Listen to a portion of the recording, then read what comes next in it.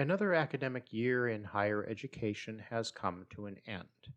Some students have graduated, but most have a year or more to go before they go on to the so-called real world. We truthfully tell students about the importance of education, but all of the students are being shortchanged and overcharged for their experiences in higher education. Tuition is rising, but the money isn't going toward education.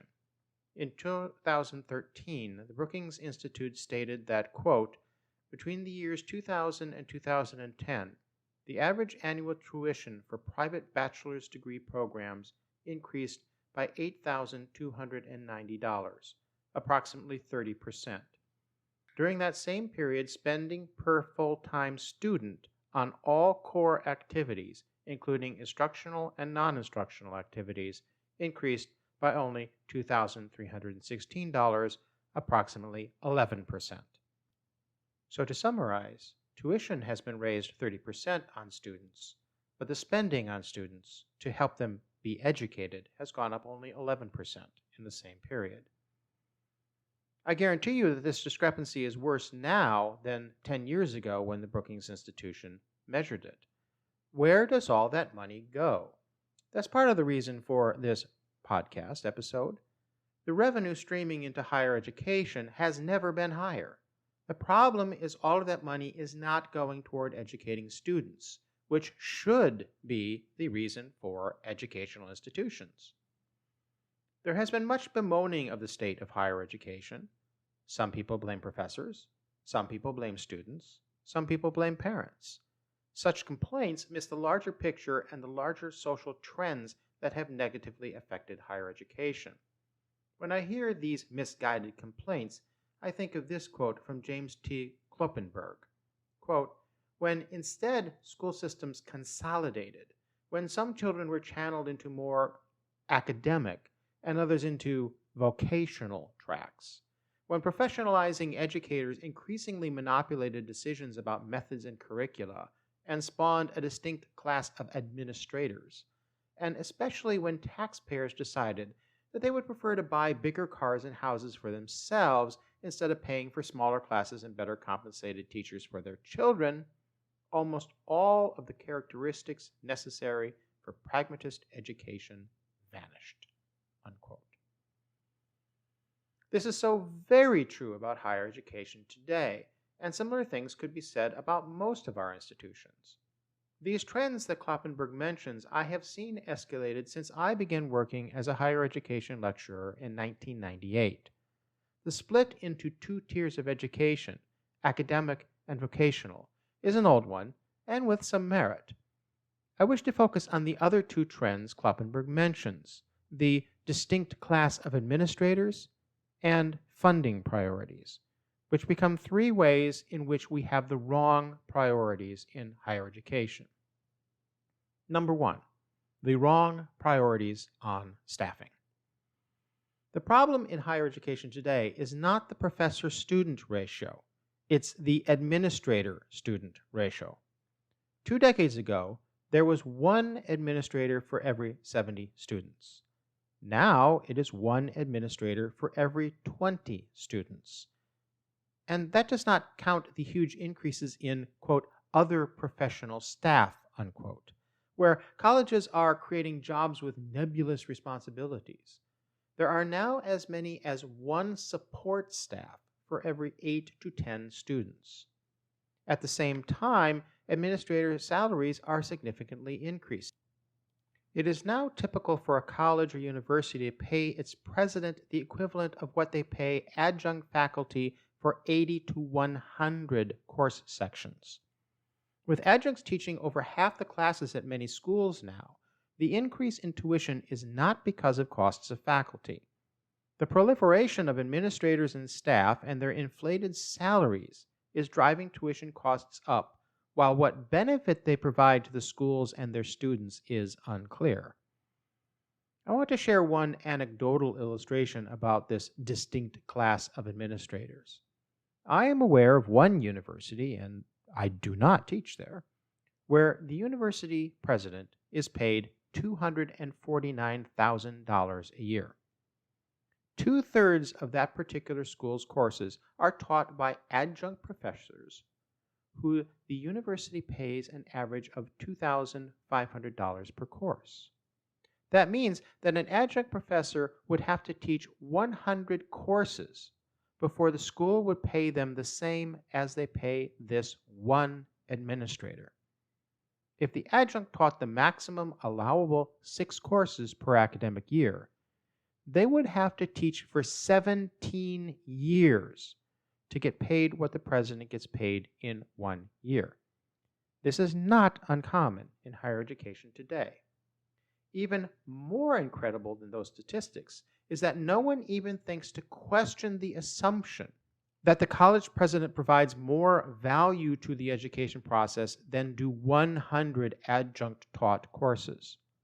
Some colleges and universities pay their presidents, chancellors, and vice presidents far more than $250,000 a year. Yes, they also pay athletic coaches 6 and 7 figures a year.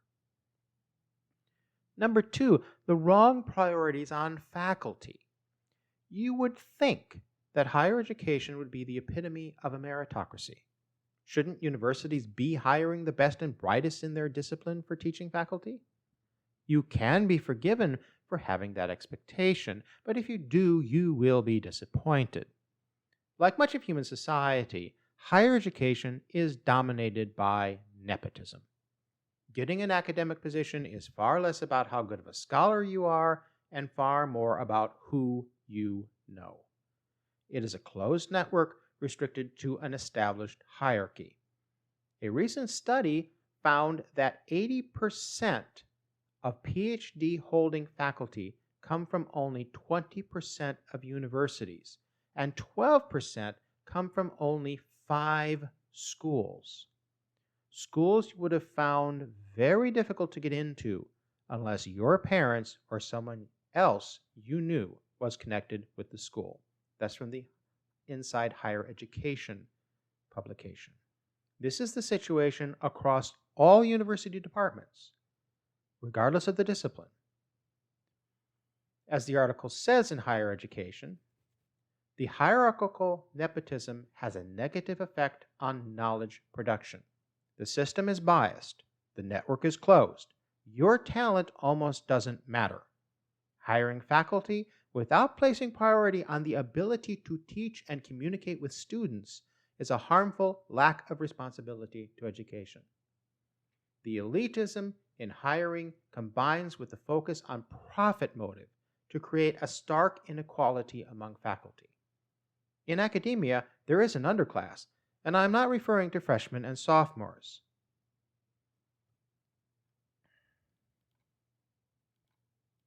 Tuition fees keep rising, but pay to lecturers, teachers, professors keeps decreasing. The millions in tuition increases go to non-academic buildings, we'll talk about that next, and non-academic administrators and consultants. The non-academic administrators increasingly downsize lecturer posts to adjuncts, who are academia's underclass, and are paid a third or less than full-time faculty. These non-academic administrators are deliberately creating America's underclass. Let me be very clear. An adjunct professor is often paid only 1/3 what a normal full-time lecturer is paid, even when they have the exact same qualifications. The only difference is that one is considered part-time and the other is considered full-time, even if they have the same class load. The plight of adjuncts is very real, and I have seen it myself. I knew a guy who had been an adjunct for 15 years and was still making crap wages. He was paid less for 3 classes than a full-time professor at the same institution was paid for 1 class. I knew a young woman who had just finished her MA who was teaching 9 classes at 4 different schools and still was barely making her rent. It is worth mentioning that adjunct lecturers usually receive no benefits, or at best reduced benefits. They usually do not even receive office space of their own. They have to meet with students in cafeterias, hallways, or parking lots. And adjuncts have no job security even one term to the next, all in the name of cost savings for the institutions, the same institutions that are raising tuition on students. Which leads us to the third priority, the wrong priority on students. There is another disturbing trend in higher education that was noted as far back as 2010. The New York Times published an article entitled "Share of College Spending for Recreation is Rising." That speaks to some of the real problems in higher education. Yes, you read that right. Colleges are increasing spending on recreation activities for young people who allegedly are students, not increasing educational spending, recreation spending. These schools now spend more money on leisure activities than on academic activities for their students. From that New York Times article, quote, "This is the country clubization of the American university," said Richard K. Vedder, a professor at Ohio University who studies the economics of higher education. He continues, "A lot of it is for great athletic centers and spectacular student union buildings. In the zeal to get students, they're going after them on the basis of recreational amenities," unquote, from Dr. Vedder and the New York Times article. With tuition escalating so much, college has become an expensive vacation. I am not at all surprised by the study's findings. I have seen this extravagant spending on recreation for students firsthand. In the print version of this, I published a photo that I took of a university's construction project while I was visiting that campus. And I'll just read to you the sign that the photo shows about how they're building an exciting new sports hall that will feature basketball courts, netball courts, volleyball courts, badminton courts, futsal courts, and more features including a bar and social area. I will not name the university, I also do not teach there, to protect the innocent, but this same university that is building this six-figure megaplex has refused to increase faculty and staff pay to keep up with inflation, cut teaching assistant positions by 1/3, has not upgraded 50-year-old classrooms or replaced faulty electronic equipment. I do know people who do teach there, and it has decreased the level of student aid while increasing student tuition. But they found millions to build a gentrified health club complete with bar and social area.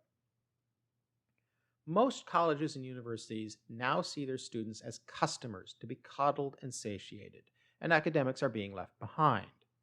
Higher education is sold now as a commodity, and the commodity is marketed as an experience, similar to how a resort would market itself.